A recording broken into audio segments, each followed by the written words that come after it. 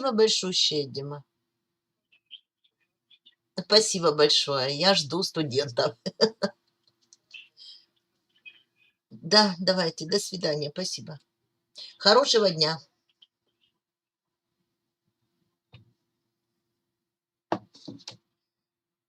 Так, так. Пока никого. Guys, where are you? I am going to start a lecture. So this is in a regular time and in a regular room number 3.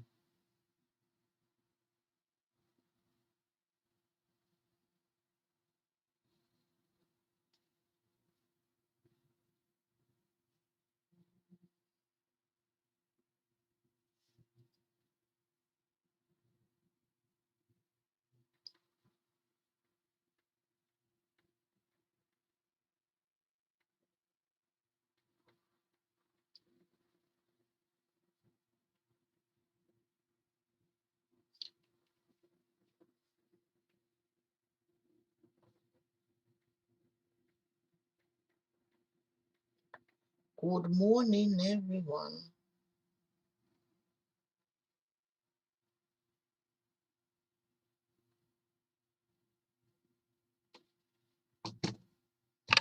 Так, ты одному читал студенту, да, Юра?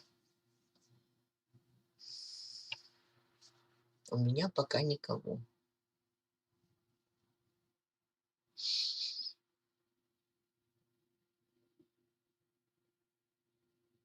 Okay, guys, I'm not going to wait until you come because maybe you will listen to this lecture later on. So I should have enough time to cover the basic topics of our lecture. So today we are going to discuss antimicrobial drugs, but particularly we'll pay our attention on antibacterial. So Suraj Maurya, I would like you to tell me whether you hear me very well or not, because I have some troubles with the OBS studio program. Confirm that you hear me very well, okay? So then we may have helminths and as a infectious agents, and the drugs that affect them are called anti-helminthic drugs. And finally, we may have acellular organisms that are viruses. So, and the drugs that affect viruses are called antivirals, briefly. So here you can see a table with that type of classification, where the drugs that we use for chemotherapy are classified according to the agents. And you can see here, and some of them we have touched or we have studied a bit already. So we have touched some antifungal drugs, and you can see here that some most common groups of antifungal agents or antimycotics are shown, and that affect the different fungi. Then the second group that you are familiar with already is antivirals or antiviral drugs. That's what we are studying right now. And you have to know that the way how they are developed is quite different from others. Why? Because antiviral viruses are intracellular parasites, so we have to mainly affect them when they are already inside the human cell or at the very first stages of the interaction between viruses and the cell these are going to infect. So then they are quite different. And this week we studied them and we discussed the targets for antiviral agents. So and now we come up to the drugs that may affect bacteria. And you can see here that we have a lot of different types of groups that here we can see classification of them regarding the targets they reach in the bacterial cell. So it is following. So today we'll concentrate, as I said, on the antibacterial agents. Within those agents, we may distinguish some groups. And of course, the very first one is antibiotics, the most common. Uh, uh, and these are the naturally occurring microbial products. So then we may have a chemotherapy group of antibacterial agents that are called chemotherapeutic drugs. They act against bacteria, but they uh, are different from antibiotics. They are products of chemical synthesis with diverse structures and activities, and those chemical compositions never occurred in nature. And here we also may mention and a sort of antibacterial agents. They are bacteriophages. These are the other type of organism that may kill bacteria by infecting them. So in antibacterial agents, my dears, come back to this. We give short description of chemotherapeutic drugs and bacteriophages and some others, and then the rest of the lecture will be devoted to antibiotics. So what we uh, have under antibacterial agents that are not antibiotics. So here we may have antiseptics. These are the chemicals applied to the skin, wound, and mucous membranes, and they are not antibiotics. And the important thing that they don't act specifically on the bacterial cells, but they can uh, inactivate or damage any types of cells, including human cells. And also in this group, we have disinfectants, the chemical agents that are usually used to inactivate or destroy microorganisms on inert surfaces, so desks, walls, and so on, floor, and some instruments, and so on. Then also in this group, we have a group of probiotics. These are live microbial organisms, beneficially affect the intestinal microbial balance, but generally not only intestinal. So prebiotics are non-digestible substrates, which improves the growth of bacteria in the colon. So usually probiotics are given together with prebiotics or uh, in order to improve the growth of bacteria that we send to the, for example, GIT. So bacteriophages are uh, living organisms, usually of particular nature. They're supposed to be lytic bacteriophages. So why lytic? Because they need to infect bacteria, as far as you see here. Then they supposed to degenerate the bacterial cell, or multiply there, and when they release from the host bacterial cell, they will rupture it, so the cell gonna die. So that's why those bacteriophages can be used as therapeutic drugs against intestinal enterobacterial infections, or quite, you can see it as the bacteriophage. So, example of it. Or quite often, they are very effective against chronic uh, staphylococcal infection. They also can be used as chemotherapy, some therapeutic drugs. Few words about probiotics.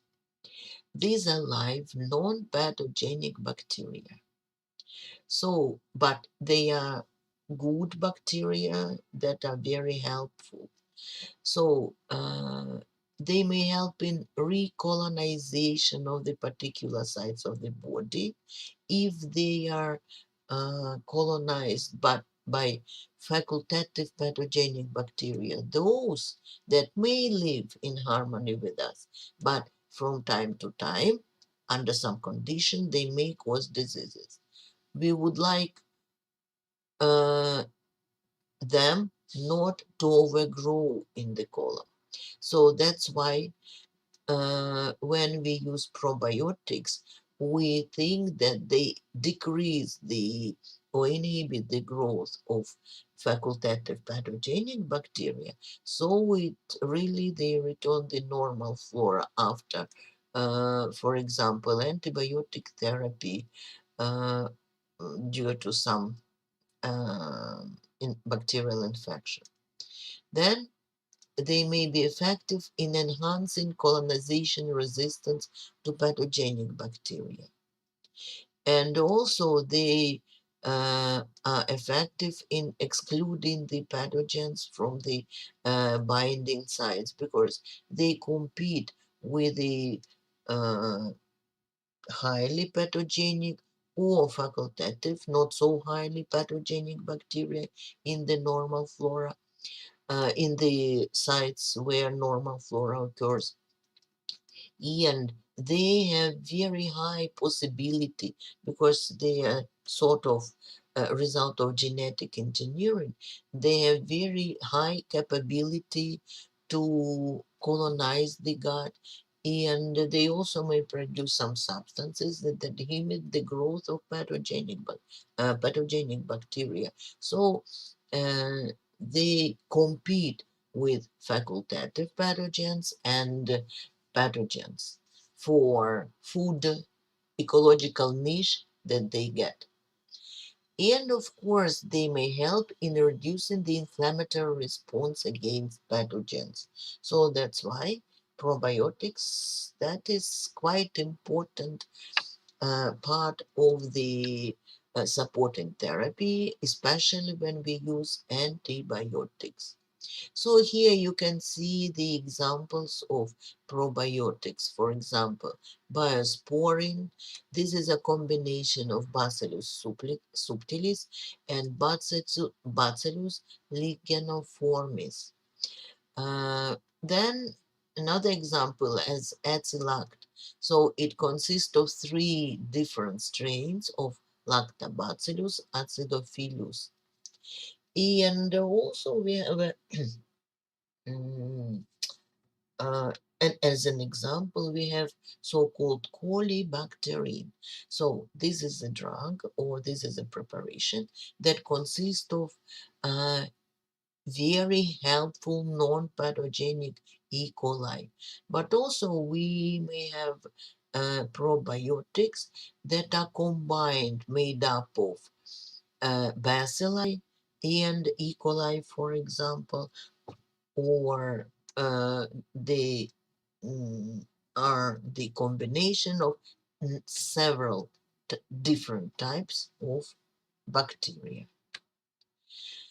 So that's the short description of other approaches that are used in antibacterial therapy.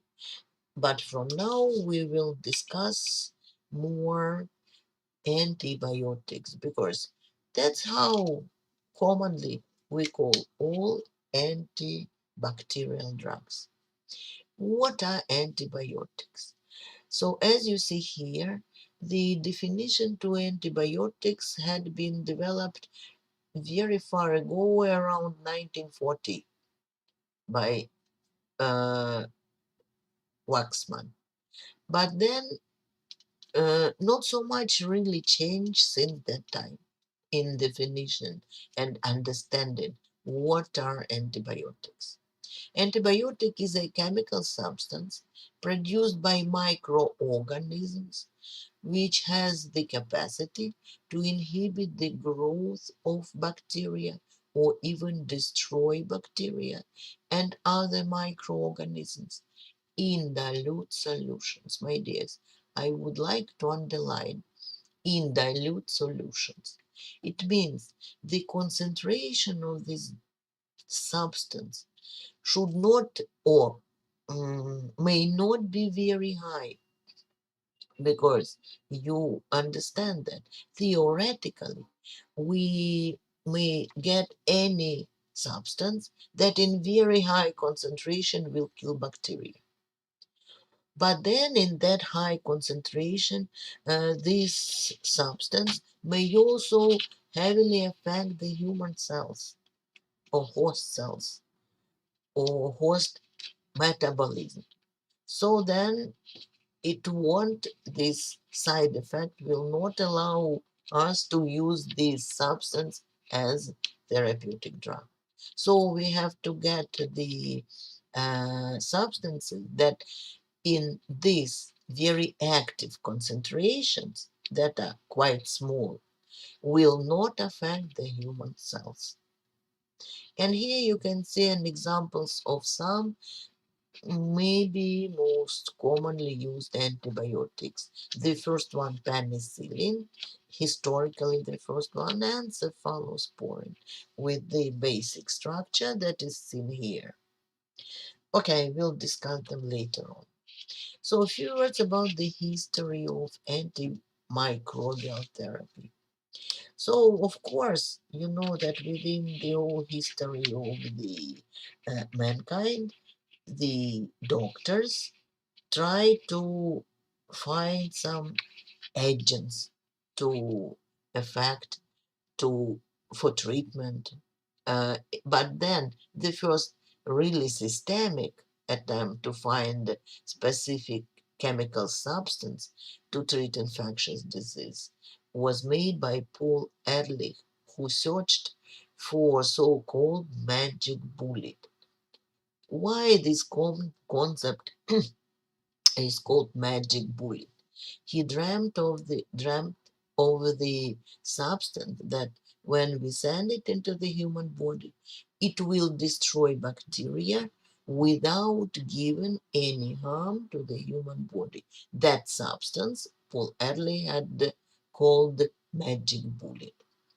And he did something in this direction. He coined the term chemotherapy and found a drug salvarsan that supposed to be effective against syphilis. Of course, it was quite toxic for the human body, but anyhow, it really was effective against Treponema pallidum, the causative agent of syphilis. Then, of course, we have to mention the name of Alexander Fleming, who in 1928 observed the anti-staphylococcal effect of uh, non-pathogenic fungi, penicillium, and this is a mold that you know already. And he was not the first one who had observed this effect, but he was the first one to recognize its potential for the fighting with the infections. But a long time takes, it takes a long time to develop the real drug. So, and only in early uh, 1940s, his idea came to fruition uh, when the method of mass production of penicillin was developed by him and his colleagues. So uh, I also want to mention the name of Gerhard Domag. who in 1935 discovered that just regular dye, red dye prontosil, with sulfonamide portion, and you can see the sulfonamide portion, uh, uh, and that is not really the natural product. So he demonstrated that it inhibits the growth of many gram-positive bacteria. And this discovery stimulated the development of a group of the substances that are called sulfonamides. And you can see the basic structure of sulfonamides that are very effective against a variety of pathogens. So by prevention of folic acid synthesis.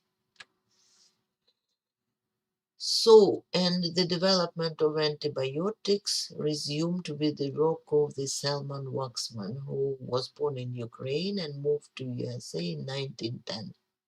In, in the previous century, in 1940s, he discovered streptomycin and defined an antibiotic. And the streptomycin was also antibiotic, a result of natural activity of other microorganisms.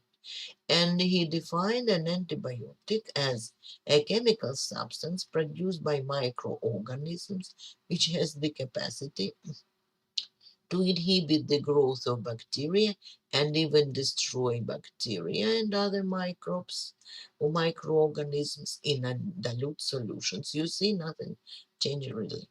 Streptomycin constituted a major breakthrough in the treatment of tuberculosis.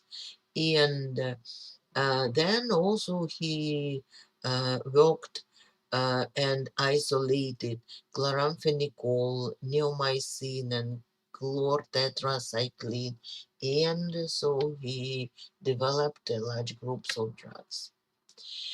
So now we take a look at the basic property of the drug, and then we pay attention at some ways how can we categorize the antimicrobial drugs.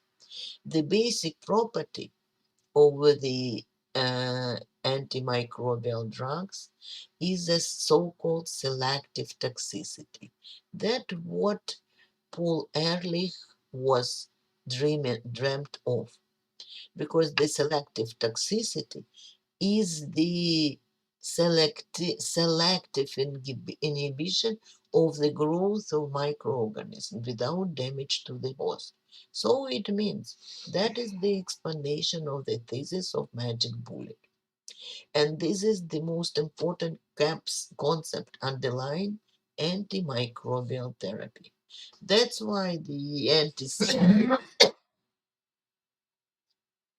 are not really called, uh,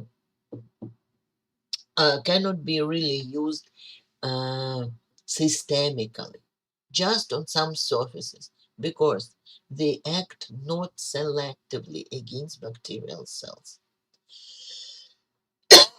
Selective toxicity may be achieved by exploiting the differences between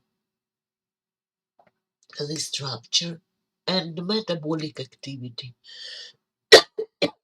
on the of the microorganisms on one side, whatever this is, bacteria, viruses, or fungi, and the structure and metabolic activity of the host human cell.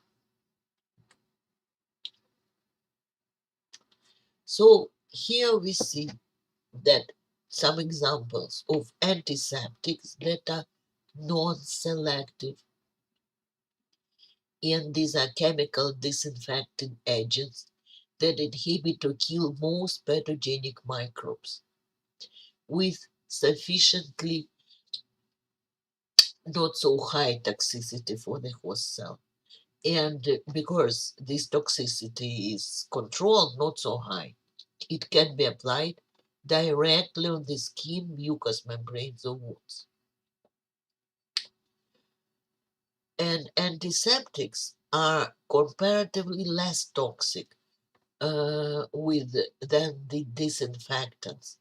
So that's a similar category of the drugs, of the agents without selective toxicity, but disinfectants are much more toxic. So they used usually to destroy pathogens on inanimate. You can see here already the examples of antiseptics, right?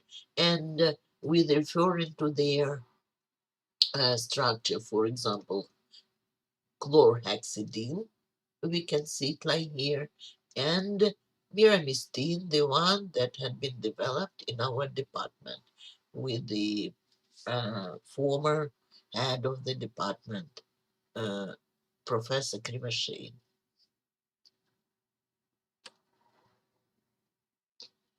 Today, antimicrobial or antibacterial drugs make a special group of chemotherapeutic agents used to treat diseases caused some microbes if antibacterial then caused bacteria. Very often they are called or refer to them as antibiotics. So, regarding of how these antibiotics are produced, they also can be categorized on the natural, synthetic, or semi-synthetic. So, what kind of subdivision? This is just a manner of their production. So, antimicrobial drugs, so antibiotics can be made directly from cultures of microorganisms, mainly fungi. Then will be called natural antibiotics. Then, by more by chemical modification of naturally occurred uh, substances produced by microorganisms. So we may get semi-synthetic antibiotics because with the help of chemical synthesis, we modify the nature, the structure, or using the natural substance and reading its structure, we may produce antibiotic by chemical synthesis. So, or artificially completely, but still it will be antibiotic, but we would call it synthetic antibiotic because as a template or as an ideal structure, the natural uh, substance is used. So that's one way of categorizing of antibiotics. Then what is important in microbiology? Antimicrobial drugs can be also categorized depending on the spectrum of the activity, here number one, character of activity, so how do they work, and mechanism of action. These three is mandatory, so now we are going to discuss them. Spectrum of antibacterial activity. We may have broad spectrum and narrow spectrum antibiotics. So, broad spectrum drugs are active against several types of the microorganisms.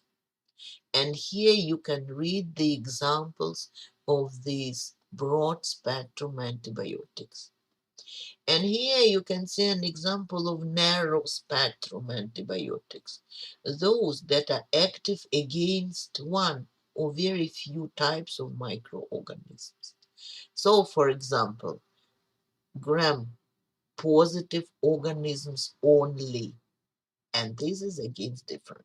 Now, let's take a look at what do we call different types of microbes, of bacteria. See here uh, we demonstrate some types of bacteria.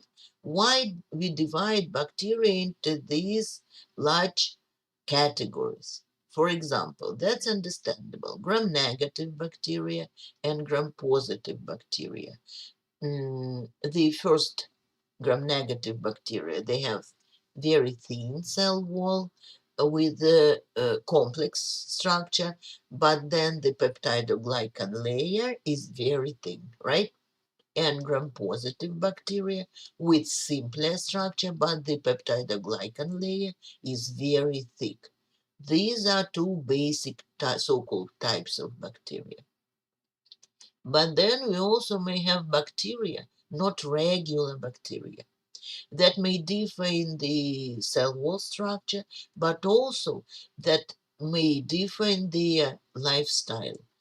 For example, chlamydia and rickettsia, these are bacteria that live inside the human cells regarding the human pathogens. So it means they are obligate intracellular parasites, but then they are still bacteria with a structure similar with that of true bacteria. So then we are going to affect them when they are already inside the human cell. So they make different type of bacteria. But then we're supposed to have wide broad spectrum antibiotics that are active, for example, like tetracycline, against gram-positive, part of gram-negative bacteria, chlamydia, rickettsia, and so on. Even penicillin that you are familiar with, they are effective against part of gram-negative bacteria, gram-positive, and even partially against chlamydia. So then, but also we may have narrow spectrum antibiotics that are solved to treat particular type of bacteria. For example, take a look, isoniazid. It is very effective against mycobacteria, and you see here that regular antibiotics, they are not effective against mycobacteria. Why it is so? Because mycobacteria have a very special structure of the cell wall, and they are different in their chemical composition. So not any type of antibiotic may affect mycobacteria. So sometimes we may use narrow spectrum antibiotics that affect this particular type of the organism. So the second way, common way of categorizing antibiotics is to categorize them according to the character of activity. Do you remember in the definition what is antibiotic? We give the character of activity. So it may kill bacteria or inhibit their growth. That is the clue for understanding of the character of activity. We may have some drugs that kill bacteria, you can see it here, and you can see here the examples of so-called bactericidal drugs, those that kill bacteria. And also we may have drugs that in active concentrations that are used in humans will not kill bacteria but arrest their growth.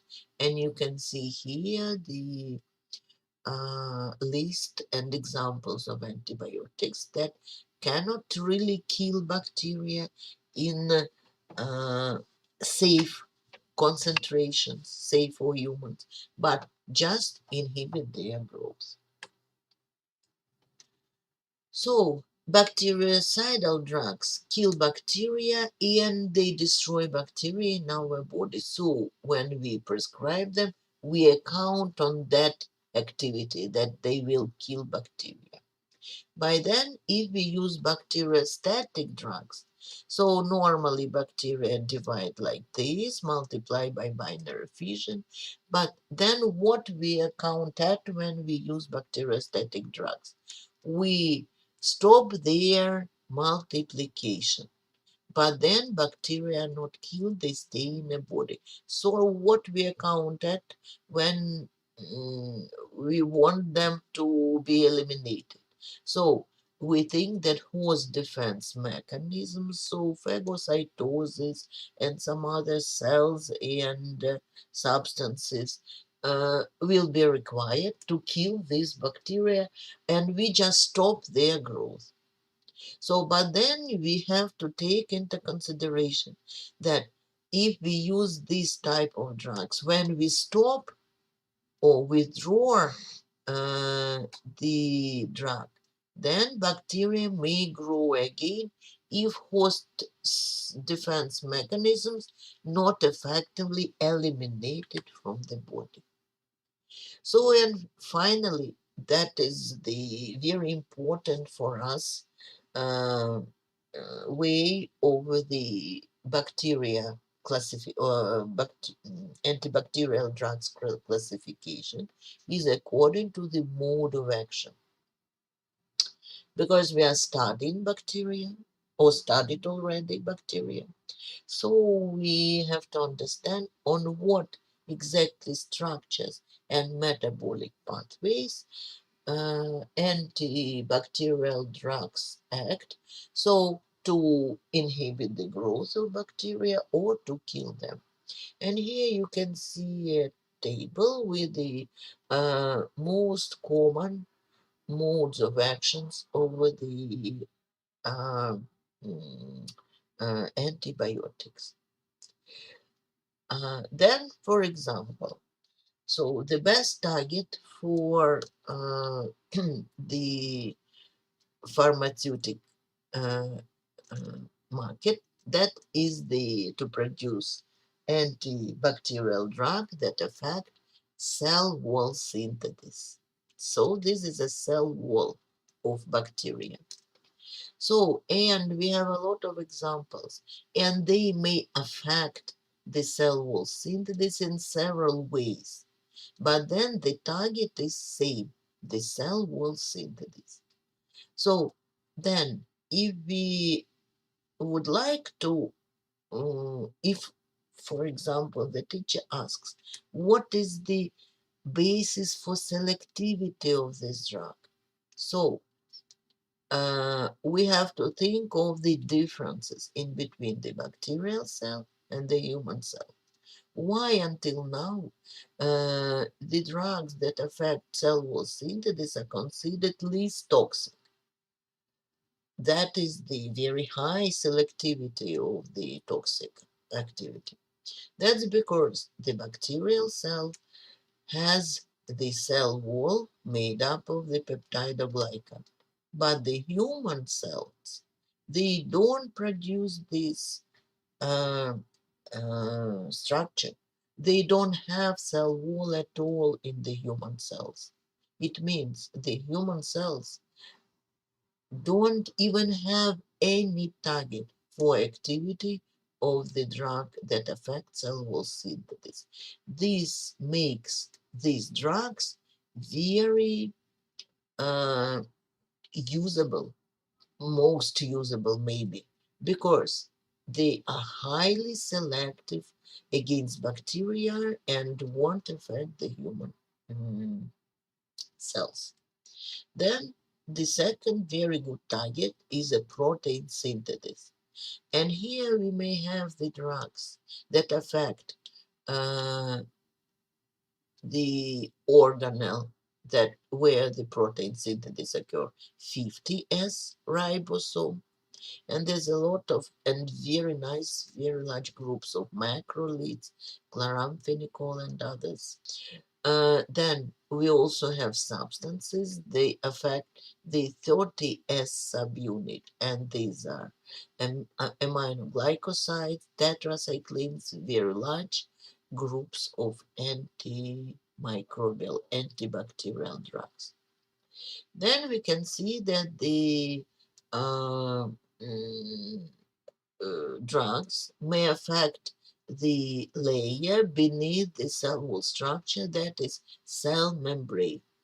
These are those drugs that disrupt somehow and affect somehow the cell membrane. So, but then you can see or you can compare how many examples we have here and there, right?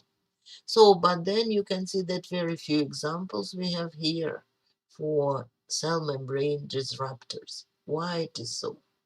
I think you have an answer. You also understand the answer for this question because the cell membrane of the bacteria is not that different from the cell membrane of the human cell. So that's why the cell membrane disruptors to some extent and or to high extent will affect also the cell membrane of the human cell. So that's why we don't have that much drugs that are used against bacteria because so many other targets are accessible.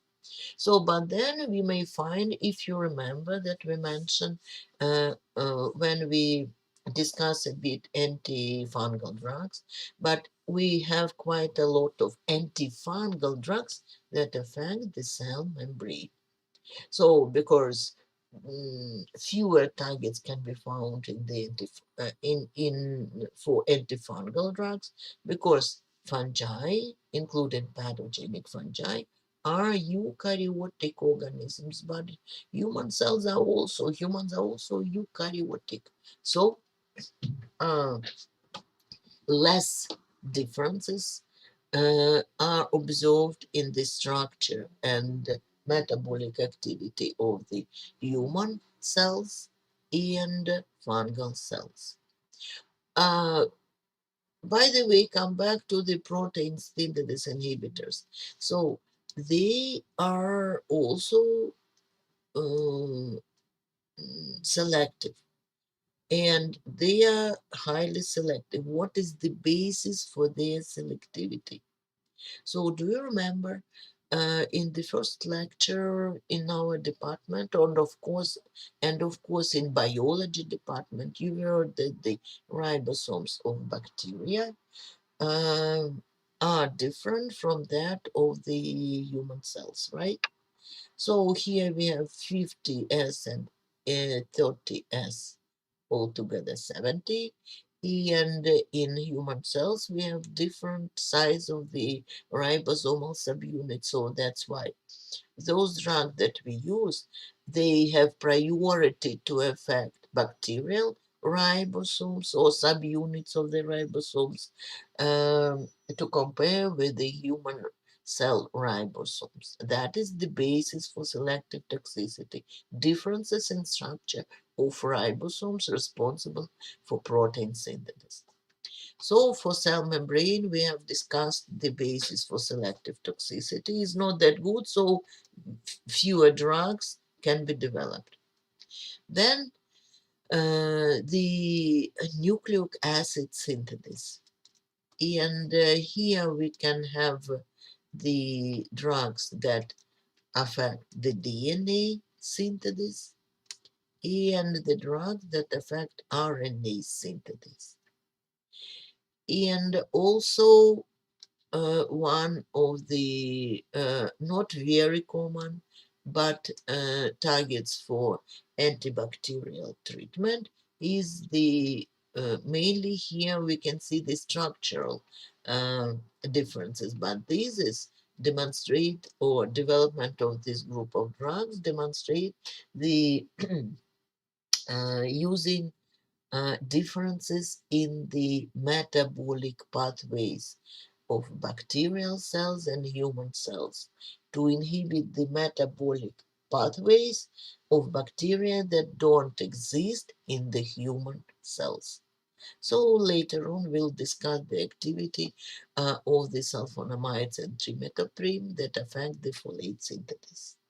So here we can see the basic um, targets for these drugs, and we discuss also the selectivity of these drugs. Now let's take a look at the uh, basic groups of the drugs.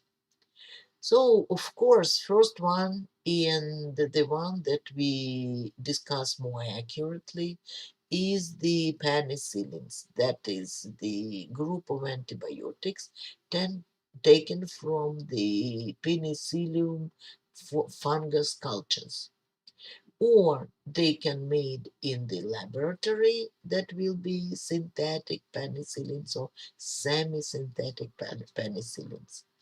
Then another group is quite similar, quite close to the penicillins, is cephalosporins. Is an antibiotics originally derived from the fungus Cephalosporium acremonium. Cephalosporins are similar in chemical structure to penicillins.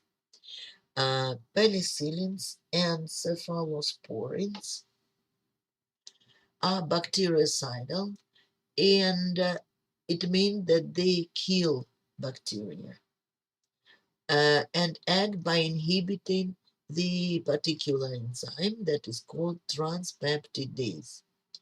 What is the function of this enzyme? On this enzyme, if you remember the structure of the cell wall uh, of bacteria and the structure of the peptidoglycan, so you're supposed to remember that the basic bone backbones of glycans is cross-linked with the uh, polypeptides. This transpeptidation or cross-linkage occurs by transpeptidases. This drug kill bacteria only when they are growing, because exactly in this moment the cell wall supposed to be in process of production, and transpeptidases are working actively on it. So in non-growing cells, the penicillins don't perform the cross-linkage, so they are not really effective in non-growing cells. Here you can see the particular targets in the peptidoglycan for the penicillins. So because penicillin binds to a variety of the receptors in the bacterial cell wall and cell membranes called penicillin binding proteins. Some of penicillin binding proteins are so-called transpeptidases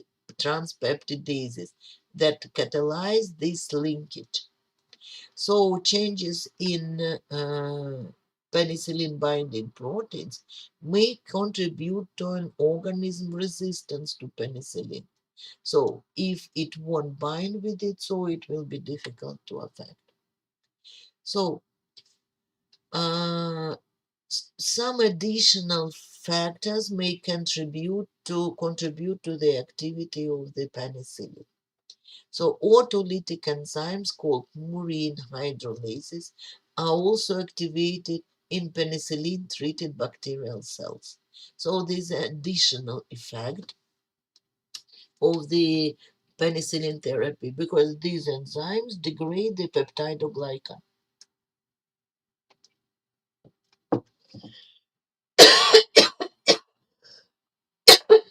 So activation of autolytic enzymes in penicillin-treated cultures. This is additional way how penicillin works. Then what happens with the cell?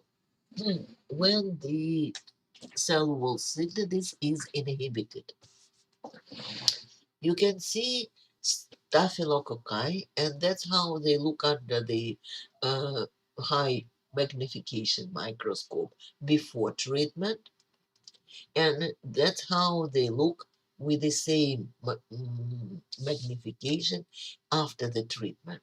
You can see that the affecting this the cross may make you know,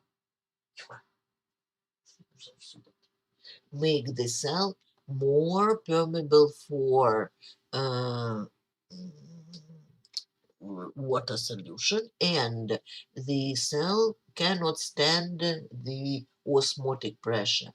Water comes inside the cell, so the cell lose integrity, and then it start to be enlarged, and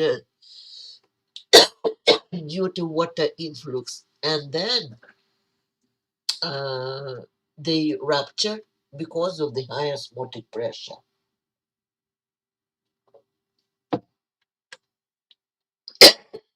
Here you can see the basic structure, and you can see the similarity in basic structure of penicillin and cephalosporin. This power portion is called beta-lactam. So that's why those drugs are also called beta-lactam drugs. So, and this is active portion of the antibiotics. And intact structure is essential for antibacterial activity of these antibiotics. But then it appears that some microorganisms may produce enzyme that is called beta lactamase. What is the result? If beta lactam ring, here the blue one, will be broken, then it make penicillin or cephalosporin non-active.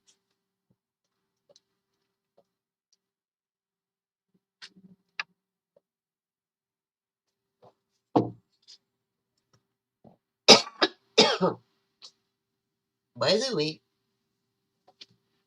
we studied, or you've heard the lecture on genetics already, and I'd like to remind you that we may have some plasmids that keep information about the production of the beta lactamases, these enzymes. So, and the ability to produce beta lactamases can be transmitted by the bacterial plasmid from one culture to another culture. So, here we can see several examples of natural semi-synthetic penicillins and also cephalosporins. Then why we have so many analogs and so many generations? By now we have 3, 4 generations of the penicillins and cephalosporins. So because the uh, effectiveness of the drugs can be increased by chemical changes in the side chains. You can see it here, right? And you can see the chemical changes in the uh, side chains of the penicillins and cephalosporins. Why we need those changes? First, they may decrease the excess of the beta lactamase, bacterial enzyme lactamase, to the beta lactam ring. So the bond can be stereometrically protected by the modification of the side chains. They start to be larger, uh, and with the addition of aromatic rings or long uh, carbon backbones, so methyl and ethyl groups. So it may make the uh, beta lactam less accessible to beta lactamases. And of course, apart from this, the uh, pharmacodynamic can be increased with some synthetic modifications of the drugs, and the ability to penetrate, for example, in the cerebrospinal fluid and so on, right? So that's why we have so many generations of them. Then the second type of drug or group of drugs that inhibit of protein synthesis. Uh, so, and they do, usually the drugs do it selectively due to the differences in between bacterial and human ribosomal proteins, so with differences in RNAs and associated enzymes. So enzymes associated with the process of protein synthesis. So then inhibitors of the protein synthesis are commonly divided into two categories. 50S subunit inhibitors and 30S subunit inhibitors. 30S inhibitors, an example of it, for example, aminoglycosides. These are bactericidal drugs like streptomycin, amikacin, and the others. And they are very effective against gram-negative rods and certain other bacteria. So, but any drug has its own limitation. For example, uh, those drugs may have a toxic effect on kidney and on the auditory and vestibular portion of the eighth cranial nerve. They can be poorly absorbed from the GIT, so that's why usually are not given orally but systemically through injections. So then they may not be very effective against anaerobic bacteria, and they should not be used for um, uh, treat bacterial meningitis because they poor penetrate the cerebrospinal fluid. So, how do they work? They inhibit the initiation complex composed of the uh, 30S uh, and 50S subunit and mRNA. No peptide bonds will be formed and no polysomes are made. So then, another way is misreading of the triplet codons over the on the ribosomes, and as a result, the wrong amino acid can be incorporated into the protein molecule. As a result, membrane damage occurs and the bacterium may be killed. So, but then, some we said that quite often there's no absolutely harmless drugs. So, of course, they mainly the majority of them can cause some side effects. For example, aminoglycosides are very good drugs, but they may cause very severe allergic reaction that you see here. The one more group that's a very common, old, and very useful group is the tetracyclines with very broad spectrum activity. The character is that they are bacteriostatic against variety of gram-positive and gram-negative bacteria. They also may affect mycoplasma that naturally don't have cell walls, so penicillins and cephalosporins are useless for them. And they also um, effective against chlamydia and rickettsia. They inhibit the protein synthesis by binding to 30S ribosomal subunit and blocking transport RNA. In generally, tetracyclines has lower or have lower toxicity. And the selective action of tetracyclines on bacteria is based on the greatly increased uptake into bacterial cell to compare with the human cell.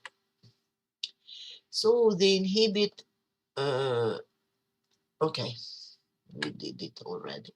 So, but still, even that very nice, very good drug and very effective, have some limitations and may produce some side effects. For example, because they are broad spectrum, they may cause the suppression of normal flora bacteria during the treatment in the intestinal tract, which can lead to diarrhea and overgrowth by drug-resistant parasitic bacteria or fungi. See, as a result, this is so-called black hairy tongue. So that is overgrowth of fungi. So, and then they may cause brown staining of the teeth of fetuses and young children as a result of deposition of tetracycline in developing teeth. So that's why it is not recommended for children younger than 12 years old. So then we have drugs that affect 50S subunit, and one of the examples is chloramphenicol. This is antibacterial and it is effective against rickets. They're also bacteriostatic drug, and also they can act against broad range of gram-positive or gram-negative bacteria, including anaerobes. So it has bactericidal activity against very important pathogens, the causative agents of meningitis, because it can penetrate into cerebrospinal fluid. So this drug inhibits the protein synthesis by binding to 50S ribosomal subunit and blocking the action of peptidyl transferase. This prevents the synthesis of new peptide bonds, so the synthesis of the protein is blocked, arrested completely. So, but then this is a good drug, but we have some limitations. It may produce dose-dependent bone marrow toxicity. So the drug inhibits protein synthesis in mitochondria, also human cells, because there is a large similarity between the ribosomal mitochondrial ribosome that have 50S ribosome that smaller than the other one, and uh, among the serious side effects of chloramphenicol we may have as a result the blood disorders, aplastic anemia, and so on. But then sometimes we may use it as a drug of choice. For example, in some diseases like typhoid fever, still chloramphenicol will be a drug of choice. Then a very large group that affect 50S ribosome is called macrolides. See, the macrolides, large aromatic rings are incorporated into the structure. So they are bacteriostatic drug with very broad spectrum of activity. So these drugs inhibit the protein synthesis by binding to 50S ribosomal subunit, blocking the polypeptide chain elongation. So macrolides are effective against a lot of pulmonary pathogens like Mycoplasma, Legionella, Chlamydia, and some of them are intracellular parasites like Legionella and Chlamydia. And they are very effective against gram-positive bacteria. The first discovered macrolide is erythromycin, is one of the least toxic substance of commonly used antibiotics. But unfortunately, as usually, resistance can be developed. Then we discuss several uh, uh, issues regarding uh, resistance later on. So then, inhibition of nucleic acid synthesis can be achieved by around three mechanisms. Inhibiting DNA synthesis directly, RNA synthesis directly, or inhibiting the development of the precursors or para-aminobenzoic acid synthesis. And these are phosphoramide and trimethoprim. My dears, you can see here that sulfonamides are structural. See, there's a structure of sulfonamide, and then there's it is analog of the uh, para-aminobenzoic acid that is essential in the microbial metabolism that yields folic acid. So when sulfonamide is incorporated instead of uh, PABA, then the synthesis of folic acid is prevented. Then the other one that acts in a bit similar way, This is a trimethoprim on similar pathway. Inhibits the enzyme dehydrofolate reductase. That activity of this enzyme is to prevent the conversion of the dehydrofolate CDTH into tetrahydrofolate that uh, is important in the transformation of the folic acid. So, and we have a lot of drugs under in this group, and quite often they act synergetically. Sulfonamides with trimethoprim, several generations of them, uh, mm, and the uh, basis for selective toxicity of the drugs is that the folic acid is not produced in mammalian cells and taken as vitamin. So, uh, they are very effective against broad range bacteria, including chlamydia. But then also the uh, resistance can be developed. So, some drugs like rifampin, it affects the RNA synthesis. Uh, It is a semi-synthetic drug that binds to DNA-dependent RNA polymerase and inhibits the initiation of RNA synthesis. So, uh, as usually, it has some side effects. For example, for rifampin, it is typical red man syndrome, which occurs when colored metabolic products of the drug accumulate in the body, eliminated through sweat glands. It can also cause liver damage when high doses are used.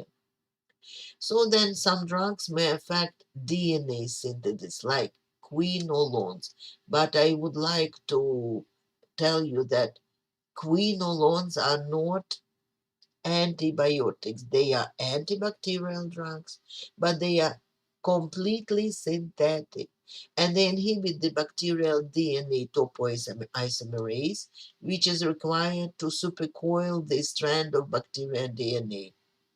And these are the examples. The first one was nalidixic acid, uh, and then for chemical modification, the other members of this group had been developed. But unfortunately, the resistant also can be developed.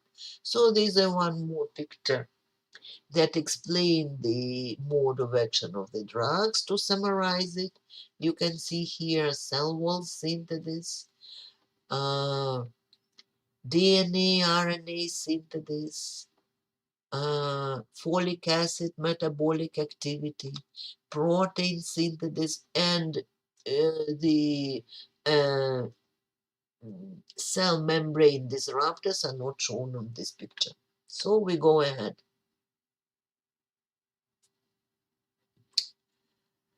Mechanisms of drug resistance. So here you can see, and yes, I would like to tell you that drug resistance of bacteria can be considered on two levels. The first level is genetic level. So it means if something happens in the bacterial body, in the bacterial cell, of course, first some changes should occur in the genetic material. And then when these genetic changes will be physically expressed, we will see some biochemical mechanisms that may make bacteria less sensitive to the drug. So let's start with the genetic mechanisms.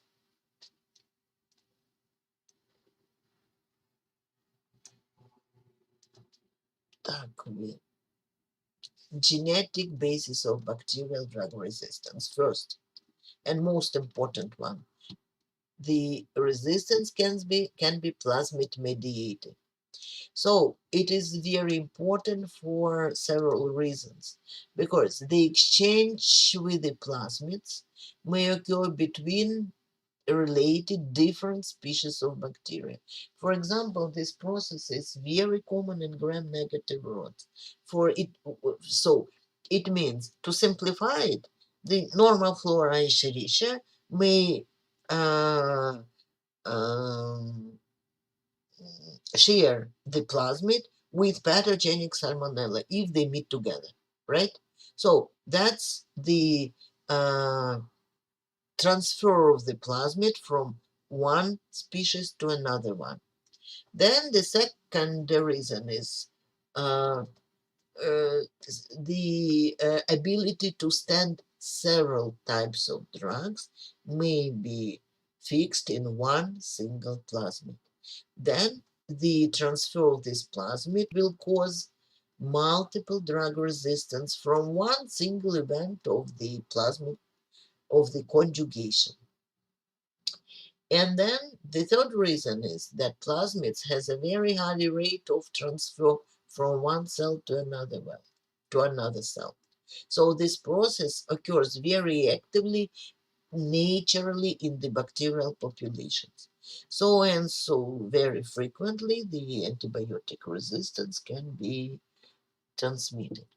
Then the second important genetic basis of bacterial drug resistance is the spontaneous mutations in gene that codes for the target of the drug.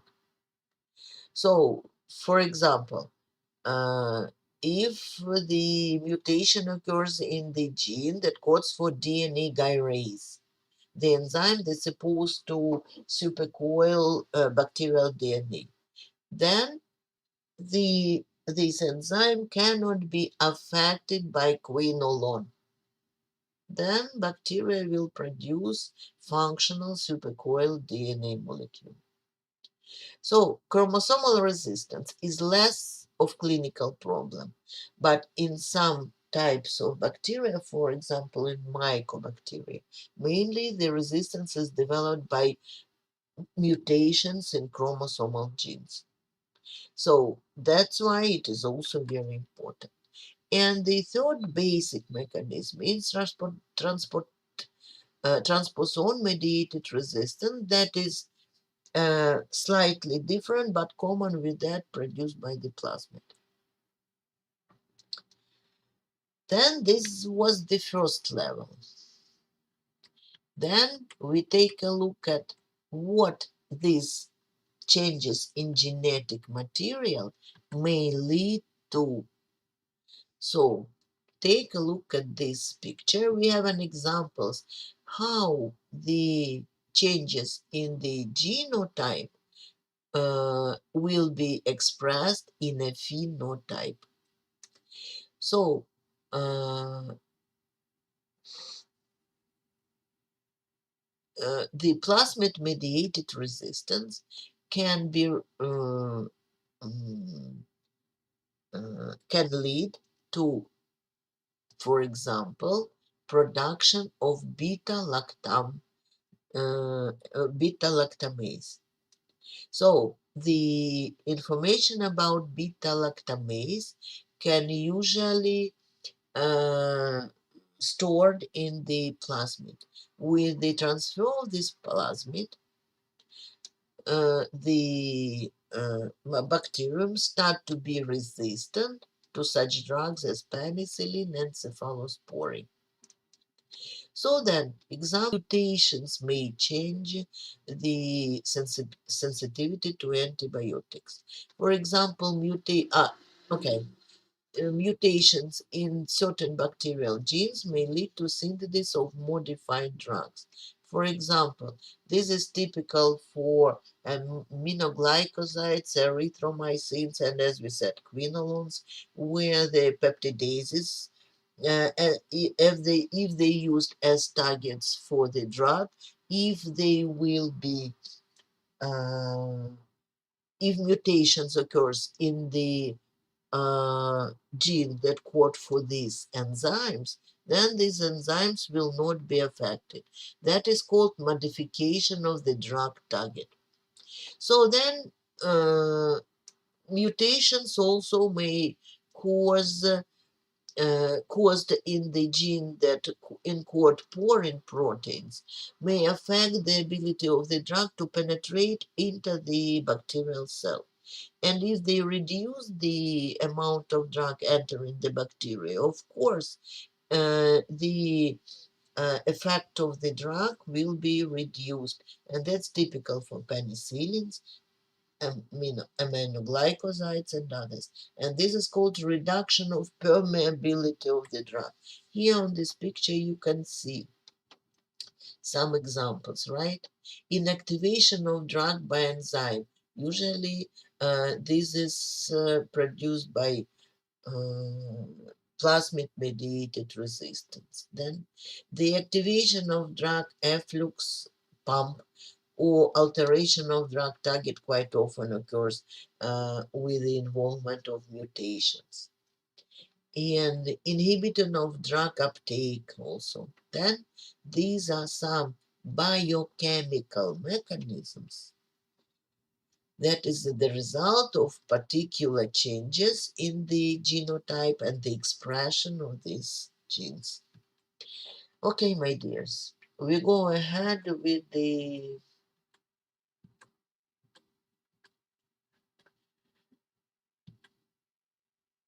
antibiotic sensitivity testing. The thing is that that is a very important laboratory manipulation because in ideal, so we have to check every single strain of bacteria that we isolate from the patient. We have to check to what antibiotics this particular strain is sensitive or resistant, because we need to choose the groups or types of antibiotic that we're supposed to use in treatment. Uh, because microorganisms may develop resistance. Usually laboratory tests are needed to show which antibiotic kills the microorganism, and for this we usually isolate the microorganism from the patient first. So the next test supposed to be done using pure culture, my dears. This regular disk diffusion or Kibbe-Bauer method and serial dilution method. Let me check. Okay, so this diffusion method, what we do, uh, we first perform a culture of bacteria on the petri dish on the agar medium, and we perform a so-called carpet culture because we place a drop of bacteria, broth culture of bacteria, and spread uniformly over the plate. So, because we would like to have a carpet of bacteria in here, right? Then we place the, see here, the discs that are soaked or saturated in the antimicrobial drug. And then we put a plate into the incubator for bacterial growth because bacteria need to grow. Once they grow, so they spread within the plate, but then if they cannot grow in the presence of the antibiotic that diffuses during the incubation from the disc into the agar medium, so then they stop growing. And then we see the clear zone of no growth of bacteria around the disc. This zone is called zone of inhibition. Bacterial growth is inhibited. So, and you can see here. So, the different zones of inhibition are formed there. But the thing is that we cannot compare directly and make conclusion. If the zone, we measure the zones. If this zone is larger than that one, so this antibiotic is more effective. No, it is not correct. So we have to measure the zone and compare it, the diameter,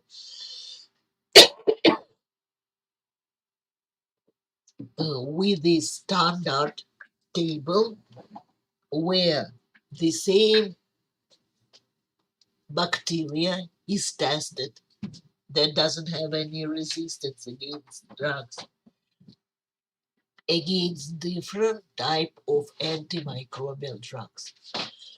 And it appears that if the diameter in the experiment is equal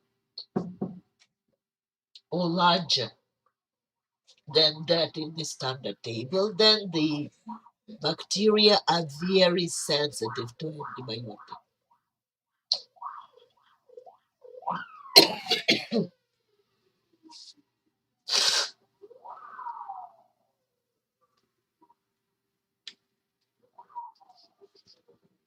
But if there is no zone of inhibition, or this zone is, the diameter is smaller than that in the standard table, then it means that our patient bacteria develop resistance against this drug.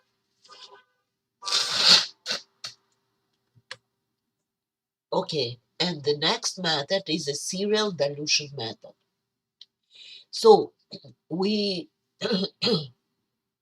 isolate microorganisms from the patient and perform serial dilutions of this and perform serial dilution of the drug.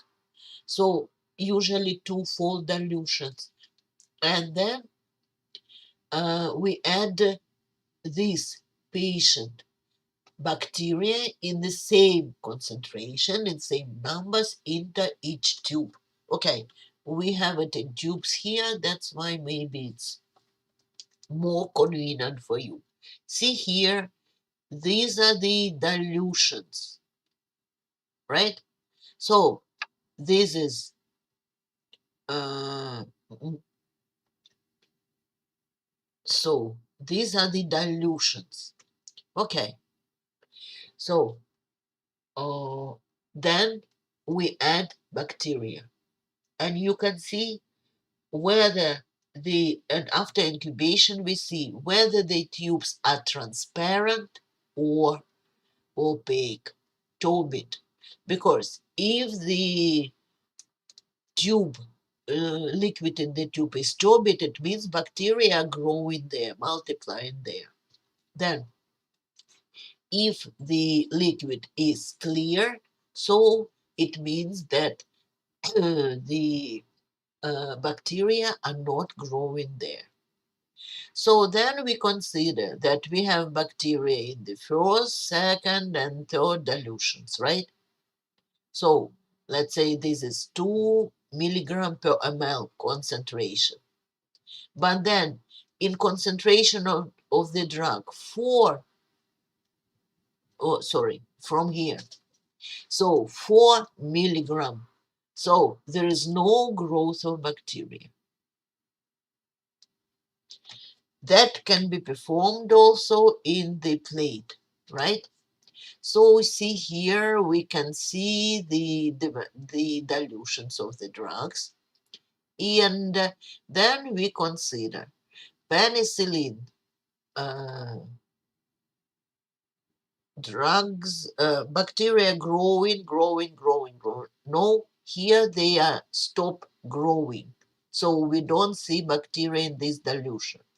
So here, cephalexin, bacteria grow here, but then they won't grow in other dilutions, starting from 1:16, right? Then we can find minimal inhibitory concentration. This is a minimal concentration that stop the growth of bacteria. For penicillin, it is 1:1. For uh, cephalexin, it is 1:16. For ampicillin, it is 1 is to 16. For methicillin, is 1 is to 8, right? So here we have increased dilutions, and here we can see the growth of bacteria. So then, if we don't have the growth of bacteria, then the question is, how do we know whether bacteria are alive there or not? If they are still alive, so it is bacteriostatic drug. If they are killed, they are bactericidal drug. So then to identify whether this drug is bactericidal or bacteriostatic, we have to take a sample from the tubes used for minimal inhibitory concentration assay and spread it over the surface of the drug-free some agar medium, right? So then what we see, that if we place this sample from the tube with minimal inhibitory concentration, so the first one where we don't see the growth of bacteria here, it is 4 milligram per ml. If we then culture put this plate into the incubator, we see that bacteria is still growing there. So it means in its minimal concentration, this drug inhibit the growth of bacteria but doesn't kill them. If we use the next tube with a lower concentration of drug, higher dilution, and again place it on the agar plate and incubate it, we see that still we have the growth. So in the dilutions, 1 is to 4, 1 is to 8, and 1 is to 16, we don't see, we see the growth of bacteria. So all those concentrations will not allow us to kill bacteria. Then finally, when we find the tube, when we take a sample, there will be no bacteria in the next one. So then we find minimal bactericidal concentration. This will be minimal concentration that kills bacteria. If the minimal bactericidal concentration in our case is 1 is to 32, so then, and it is much higher than the minimal inhibitory concentration, then it is bacteriostatic drug. And if it is lower, then it is the bactericidal drug. With this, we have to finish our lecture, and